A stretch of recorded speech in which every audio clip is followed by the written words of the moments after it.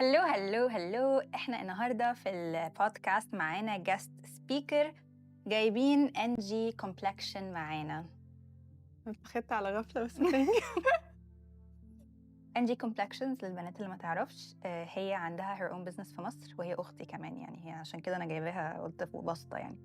فانا جايباها معانا في البيزنس في البودكاست هنا. ممكن She نحطه مع has المفاجأة الكبرى اللي الان هي مع المفاجاه الكبرى. لا مش هعرف اعمل كده عشان هعمل editing. بس هي جوجو معانا النهارده، وهي she owns her own business. عندها beauty studio بتعمل كوريان facials للبنات، واللهم بارك it's a very successful business. however احنا النهارده مش جايين نتكلم على the success of the business، احنا جايين نتكلم على the dark side of owning a business. ف what we're going to do is ان احنا هنتكلم على شوية حاجات.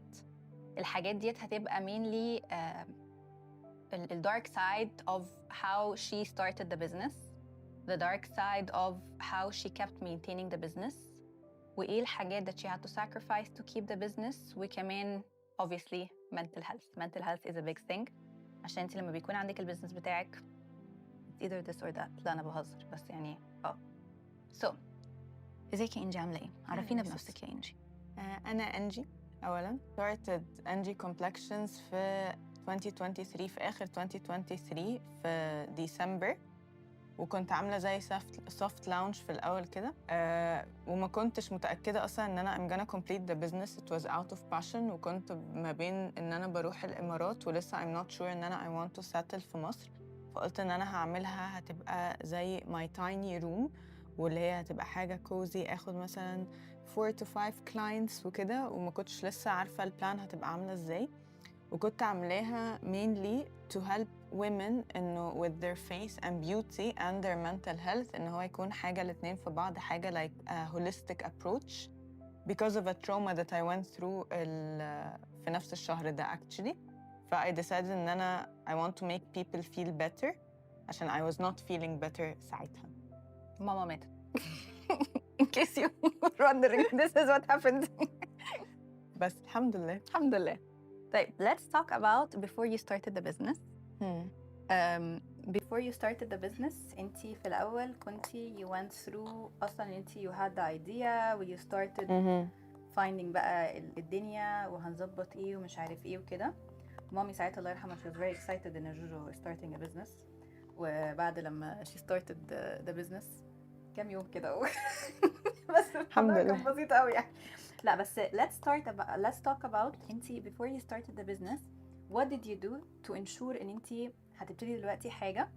عملتي ايه قبل ما تبتدي البيزنس؟ It was actually really hard. يعني قبل ما ابتدي البيزنس أنا كنت حاسة إن أنا I'm just working towards something، وبسافر وبعمل، وفي الآخر I didn't actually know if it's gonna work. فدي كانت يعني الستراجل. دايما من الحاجات اللي بتجيلي قوي لما الناس مثلا تقولي أخدتي الشهادات ازاي أو عملتي كده ازاي، فأمنشن السفر يقعدوا يقولي الله you traveled ومش عارف ايه وبتاع، بس people بيسيبوا حتة ان انتي when you go somewhere to study انتي معظم الوقت انتي أصلا مش بتشوفي البلد من كتر ما انتي overwhelmed.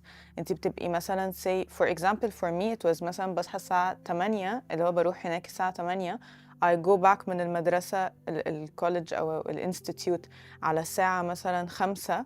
I'm figuring out what I want to eat and my body is in so much pain. أنا عايزة أذاكر لليوم اللي بعده. It was such a hassle. أنا لوحدي، مفيش صحاب، مفيش family، مفيش أي حاجة. فأنا بالنسبة لي experience بتاعة studying was actually way harder than الشغل، especially in by that time أنا I was studying something I love، بس at the same time أنا كنت حاسة إن I'm extremely lost. أنا عمالة أبوش في حاجة ومش عارفة if it's gonna work later on، ومش عارفة أنا عايزة أفتح فين، مش عارفة أنا عايزة أكمل فين. بتكلم بقى حتى بلد أنا ما كنتش عارفة لسه if I wanna be in Egypt ولا عايزة أعمل إيه في حياتي. I was so lost، بس I was just pushing through out of passion. بس انتي لما اخدتي الكورس في دبي مثلا they offered you a job بعدها، لقوكي They شاطرة did، فقالوا لك yes. تيجي، فانتي حتى ساعتها كنتي بتقولي انا مش عارفة اعمل ايه، should I work there should I work في مصر should I work فين؟ it was not يعني كان في اللي هو كان في job offer، في 2 job offers جولي، واحد فيهم financially كان هيبقى حلو قوي. فكان ساعتها الستراجل بتاعتي do I open my own place and go through the hassle of owning my own place ولا just take the money. بس أنا my only problem was إنه أنا عايزة later on اللايف ستايل بتاعي يكون عامل إزاي. طيب let's go into something that a lot of people don't know إن هي حاجة بتبقى مهمة to start a business which is التربية. التربية الصالحة للأبناء لازم تبقى مهمة جدا. احنا عندنا في أمهات كتير عندهم businesses، وفي كمان حاجة that I've noticed personally لما بكون في session مع client، في certain type of personalities ما ينفعش تبقي business owner، وفي personalities تانية بتبقى ينفع انت تبقي business owner. أنا I'm going to talk from my side and Juju's going to talk from her side as well. إحنا مختلفين تماماً يعني إحنا شخصيتين مختلفين تماماً.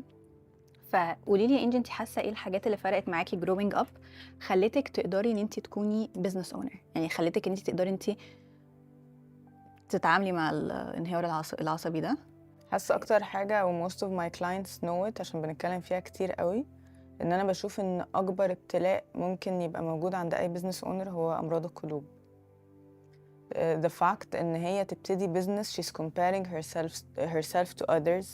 هي عندها part dark أو what pushed her to start the business was not her, it was something in the surroundings. يعني مثلا she saw someone online starting a business، الله أنا I love it، الحب بتاع البيزنس بتاع الشخص التاني ده يقلب معاها لإنها she envies this person، فتلاقي إنها she's starting. حتة إن أنتي still في البيزنس سواء clients أو business competitors أو business owners تانيين، بحس إن أكبر حاجة بتخليكي psychologically you're not fine هو فكرة إن أنتي تبقي بتاخدي الحاجات على قلبك أو بتاخدي الحاجات with a perspective غلط، إنه أنا اتضايقت لما client قالت كذا، أنا اتضايقت لما واحدة أخدت مني شغلي، أنا اتضايقت لما حصل كذا. مش اتضايقت عادي، لا اتضايقت لدرجة إنها هي وقفت مش عارفة تكمل في البيزنس ومش عارفة enhance her business من كتر ما هي she stuck with other people أو other problems. فأنا بالنسبة لي أكتر حاجة حاسة إنها it pushed me وخلتني أكمل لغاية النهاردة الحمد لله، هو إن أنا I remove my heart، ودايما بدعي ربنا إن هو يا رب يعني مش عايزة ابتلاء أمراض القلوب ده أبدا في حياتي. أنا ممكن أقول إن أنا الحاجة اللي actually gave me a push هي إن أنا mainly the main thing that I wanted. برضو my business by the way، وأكيد هم عارفين ما بيسمعوني يعني، my business supports women، بس I would say إن أنا the thing that really helped me personality wise هي emotional intelligence. إن أنت تعرفي تتعاملي مع الناس، تعرفي تتعاملي مع مشاعرك، تعرفي كمان إن أنت تاخدي قرارات صارمة في الأوقات. يعني أنت ما ينفعش مثلا يبقى أنت عندك business وأنت شخصية undecisive، ان انت مش عارفه تاخدي قرار، فانت عندك مشكله في البيزنس هتقعدي مليون سنه عشان تحلي المشكله. انت your job is to fix problems، فما ينفعش ان انت as a business owner تبقي مش عارفه تاخدي قرار. ما ينفعش ان انت as a business owner ما يكونش عندك ثقه في الحاجه اللي انت هتبنيها، هتبقي قلقانه وهتبقي مش عارفه هتنجح ولا لا وهتجربي مليون مره. بس ما ينفعش ما يكونش عندك ثقه ان الحاجه اللي انت هتعمليها دي هتشتغل، عشان لو انت ما بتؤمنيش بيها هي اصلا مش هتشتغل. I would definitely say برضو إن this is something that's very important، إن هي لازم يعني أنا مثلا حاسة من وأنا صغنطوطة اتزرع فيا حتة you need to make a decision. كمان أنا الأخت الكبيرة، أنا الكبيرة مش هي، عشان بس الناس بتفتكر عشان أنا فرفوشة، فالناس بتفتكر إن أنا عشان شخصيتي فرفوشة وكده، بس أنا الكبيرة. فأنا كأخت كبيرة كنت اللي هو بقى إيه you have to be very responsible، تعرفي تاخدي قرارات كويسة. I think إن دي كانت the main thing that I had to focus on، ودي أكتر حاجة ساعدتني emotional intelligence، الثقة في البيزنس اللي أنا هعمله و being able to make decisions. طيب what would you say إنجي كانت أوحش فترة في building your business؟ أوحش فترة في building my business أنا بالنسبة لي لغاية يومنا هذا أنا بشوف إن كل بيزنس بيبقى عنده فترات ممكن نسميها أوحش فترة. يعني would think إنه أوحش فترة كانت X، بعدها بيجي اللي أكبر واللي أكبر. يعني بحس إن كل ما البيزنس بيكبر كل ما بتلاقي إنه يعني مثلا لو سألتيني زمان إيه أوحش فترة أول ما ابتديت، كان إن أنا خايفة ما يجيش clients، خايفة إن أنا ما بقاش enough I have to keep pushing. بعدها دخلت في فيز ان انا جالي فتره كده حسيت ان هو rotting phase، ان انا لا انا محتاجه شهادات اكتر، لا I'm not doing enough. فدي كانت اوحش فتره. بعدها دلوقتي مثلا لو سالتيني هقولك اوحش فتره بالنسبه لي تعيين الناس، ان هو ايه ده you have to search for someone in the team ولازم يكون بنفس ethics، وحوار ethics ده نحط تحته مليون ألف خط ان it's very hard to find، مع ان انت عايزة تدي كل الناس اللي بيجيلك التيم كله مع بعضه لازم يبقى بيديهم نفس الايموشن. عشان انا بالنسبة لي with my business مثلا الايموشنال aspect is very important و how you make people feel، عشان انت بتبقي عايزاهم يحسوا ان هو this is where they belong. ففكرة ان التيم كله يبقى عنده الethics دي ويعرف يعمل كده، بحس لو سألتيني دلوقتي دي أصعب فترة. فأنا بشوف ان البيزنس دايما فيه أصعب فترة، مفيش حاجة اسمها ان هو يبقى الحمد لله stability wise أكيد بيتحسن، بس دايما بيطلع لك مشكلة أكبر. يعني when you think it's not linear زي ما قلنا في الابيسود اللي فاتت. شكرا جدا، بالظبط ده اللي قصدي عليه. بس فأنا I think ان هي ما اقدرش اقول في أوحش فترة في البيزنس، كل حاجة بتعلى معاكي طبعا بلس الانفليشنز والحاجات دي كلها. اوكي، بس احنا ممكن نقول ان انت لو انت متخيله ان انت دلوقتي شفتي اوحش حاجه في البيزنس بتاعك، تبقي عارفه ان في اوحش منها جاي. تحبطيش خالص، it's totally fine, you're gonna do amazing. يعني this is the moral of what she's trying to say. I would say اوحش فتره يعني generally when you have a business انت بتمشي through stages. فانتي as the business grows انتي you gain experience من المشاكل اللي حصلت لك قبل كده، فلما بتمر عليكي تاني بتعرفي تتعاملي معاها افضل. بس بعد كده كل شويه بيجيلك مشاكل عشان the business is growing، انتي عندك في scaling بيحصل، فبيحصل لك بقى مشاكل انتي لسه ما تعاملتيش معاها، بتبقى حاجات stressful وبتبتدي تتعاملي معاها كده اهو. فالدنيا بتبقى بالشكل ده. ما جاش في بالي الموضوع ده، بس you're actually صح في حته انه هو يعني انا لما بتقولي لي مثلا لما قلتي دلوقتي ان انت خلاص بتتعلمي تتعاملي معاها، انا من كتر ما انا عشان ببقى مركزه في المشكله اللي بعدها خدش بالي ان I gained experience. ف it is true ان انت you gain experience، بس انت for me مثلا ما بقفش اسمها ايه؟ ما بقفش ايه؟ ما بقفش مع نفسي واقول ايه ده انا I succeeded في ده فعديتها، من كتر ما انت بتبقي اللي هو you wanna grow the business more وحاسه ان you're not doing enough. ما بقولش لنفسي ايه ده خلاص انا I solved it والمره دي عرفت احلها، بركز في مشاكل ده actually. بالظبط اللي انا اتكلمت فيه في episode 3 في البودكاست. انا تقريبا جايباكي كيسه دي. الحمد لله. فعلا الواحد جايباكي كيسه دي لا عشان على فكره حتى لو ان انت حتى لو كل فتره بتقفي مع نفسك تقولي لا الحمد لله مثلا I achieved 1 2 3، مش عارفه ليه جوه دماغي بحس ان اكتر ناس بتقع هي الناس اللي بتقول لنفسها I succeeded and they stop. فبحس ان it's a very thin line ما بين ان انت توصلي للاجو of انه خلاص I did it، عشان انا بشوف ان مفيش حاجه اسمها خلاص I did it. it could be toxic، ولكن انا بشوف ان هي في اللي هو الحمد لله I'm satisfied، بس this doesn't mean ان انا I'm doing perfect. I'm just satisfied وراضيه باللي ربنا بيديهولي. Here's the thing. If you لازم كل شخص يكون عنده a definition of success. فلما انت يكون عندك a definition of success, for example let's say ان someone عندها طفل مثلا وبالنسبه لها definition of success ان هي تشتغل تعمل مثلا $100,000 في السنه وتشتغل 3-4 ساعات في اليوم وتقضي بقيه اليوم مع عيلتها. ده بالنسبه لها هي she bought her freedom.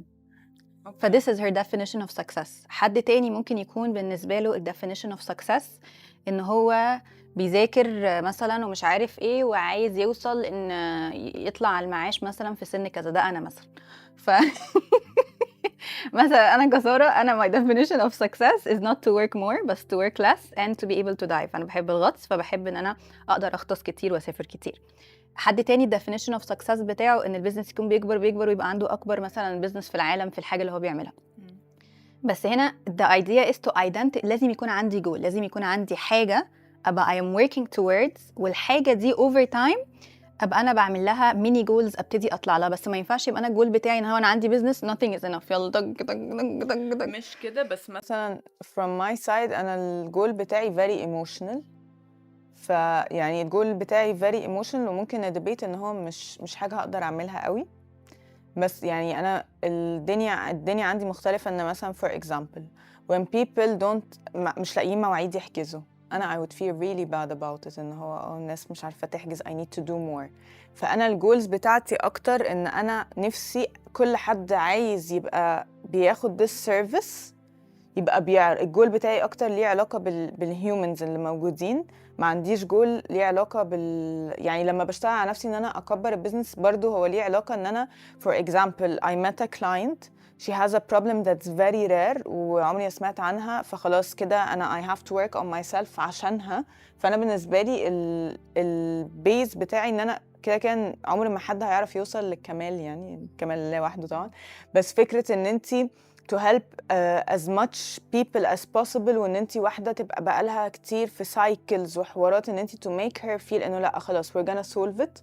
فممكن عشان كده الجول بتاعي مش حاجه ممكن تقف، فاهمه أوكي. حاجه اللي هو من ناحيه ان هو ايه، كده كده هيجيلك حد بحاجه rare one day، كده كده هيجيلك بحد بمشكله جديده، فدايما هيبقى في حته ان انت you have to develop. وكده كده عمري في حياتي ما هعرف اوصل ان انا عارفه، يعني I always tell people this مثلا لما حد يقول لي على الحجوزات انه say انا مثلا عندي 50k عاملين لي follow at least من ال 50k ممكن يبقى في 5000 شخص عايز يجي، انا no way اعرف يعني no way اعرف اجيب ال 5000 شخص الشهر ده، بس at least عندي جول انه اعرف على اخر مثلا الكام شهر ابقى خلصت ال 5000، فاخلص ال 5000 بس الحمد لله it's growing.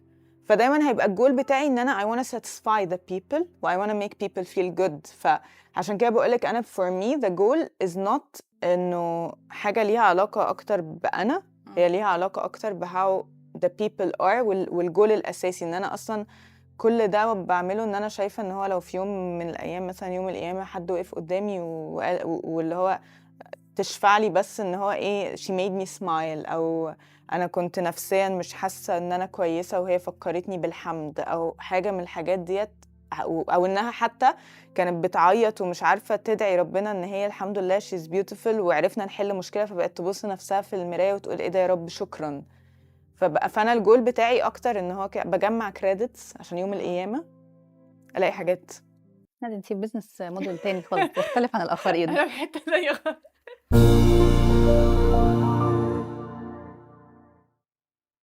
We're going to talk about the actual dark side of owning a business.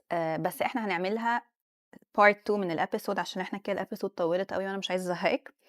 stay tuned for next week. هنيجي معاكم ان شاء الله في الابيسود الجاي. ما تنسيش تعملي لايك، ما تنسيش تعملي 5 stars للابيسود دي، ما تنسيش تعملي سبسكرايب، واحط لك تحت الاكونت بتاع NG Collections عشان تشوفي ال NG Collections كلها. alright يلا I'll see you next week ان شاء الله.